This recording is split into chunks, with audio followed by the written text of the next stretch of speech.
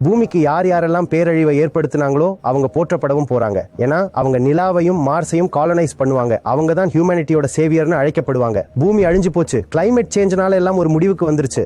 ஆனா பாருங்க, இவங்க பிரம்மாண்டமான ராக்கெட் மூலமா 10,000 பேரை வேற கிரகத்துக்கு கூட்டிட்டு போயிட்டாங்க. அவங்கள அங்க கூட்டிட்டு போய் சீடிங் செஞ்சதுக்கு அப்புறம் ஹியூமனிட்டி அங்கிருந்து மீண்டும் வளர்ந்தது. மொத்தம் 10,000, 1000 கோடியிலிருந்து 10,000. அந்த 10,000 பேர் யாரா இருப்பாங்க தெரியுமில்ல? டாப் எக்ஸ்ப்ளாய்டர்ஸ். இவங்க தான் பூமியோட அழிவுக்கே காரணமா இருந்தாங்க. இதை யாருமே ஞாபகத்துல வச்சுக்க போறதில்ல. கோடிக்கணக்கான உயிரினங்கள்ல ஒண்ணு தான் காப்பாற்றப்பட்டது, மத்ததெல்லாம் அழிக்கப்பட்டது. இதையும் யாரும் ஞாபகத்துல வச்சுக்க போறதில்ல. பல புகையிலை கம்பெனிகள் அவங்களே கேன்சர் ரிசர்ச் இன்ஸ்டிடியூட்டும் வச்சிருக்காங்க. அதுக்கு ஃபண்டிங்கும் பண்றாங்க. அவங்களுக்கு பெரிய பேர். கேன்சர் ரிசர்ச்சுக்கு இந்த புகையிலை கம்பெனிங்க எக்கச்சக்கமான டாலர்கள் கான்ட்ரிபியூஷன் பண்ணியிருக்காங்க. அவங்களுக்கு மரியாதையும் கிடைக்குது, பதக்கமும் கிடைக்குது. யாரோட எமிஷன்னால குளோபல் வார்மிங் அதிகமாகுதோ அவங்களே பாதிக்கப்பட்ட இடங்களுக்கு போய் வெள்ள நிவாரண நிதி கொடுப்பாங்க. அவ்வளவு கைத்தட்டல் கிடைக்குது. ஒன்னும் சொல்லிக்கிறதுக்கு இல்ல.